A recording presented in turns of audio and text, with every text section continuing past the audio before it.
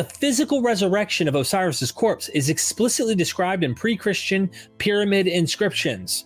Osiris was also resurrected according to Plutarch on the third day. So, there's a lot of problems here, but Derek's a friend, so I'm going to try to be nice. Osiris was not resurrected like Jesus was. So this is one section taken from Derek's YouTube video where he's talking about alleged dying and rising gods that draws heavily from Richard Carrier's article. But if you read through this article, you'll notice that one of his sources is Tryggve Medinger's book, The Riddle of Resurrection, which has an entire chapter on Osiris, but doesn't show up in Carrier's article on the section of Osiris. Medinger cites Egyptologists to show that Osiris was never thought of as a resurrected deity. When they talk of Osiris's resurrection, it refers to a continual life in the netherworld, not a physical return to your body on this plane of existence. Just because later authors use the same Greek term, which is translated to the Jewish sense of resurrection, that does not mean when we're talking of Osiris, he was also resurrected in that sense. What the Egyptians meant and what the Jews meant by resurrection were entirely different. As for Plutarch, he is a Greek writing at the end of the 1st century AD about Egyptian practices, so what he's telling may not be entirely accurate. But either way, what he describes does not sound like a physical return to life for Osiris. What he says is that on the 19th day, the priests go down to the water, perform some rituals, and then Osiris is found in the substance of the earth and water. In other words, Osiris was not physically resurrected. This is about a symbolic return that would happen annually.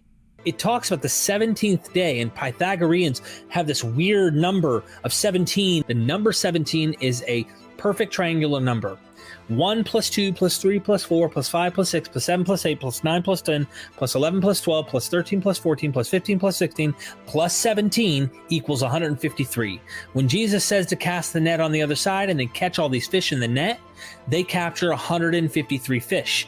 This story also looks like Pythagoras' story. So the story of Pythagoras telling fishermen to cast their nets in a similar way to the story found in John 21 comes from Life of Pythagoras by Porphyry, which dates to the 3rd century AD.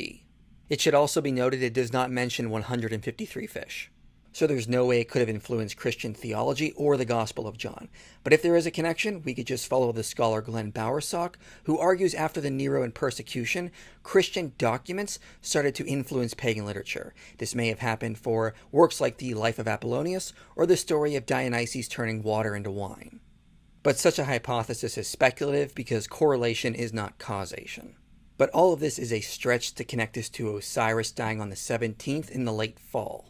In truth, there's no reason to connect Jesus to any other alleged dying and rising god, especially Osiris, and this is exactly how Medinger concludes his book.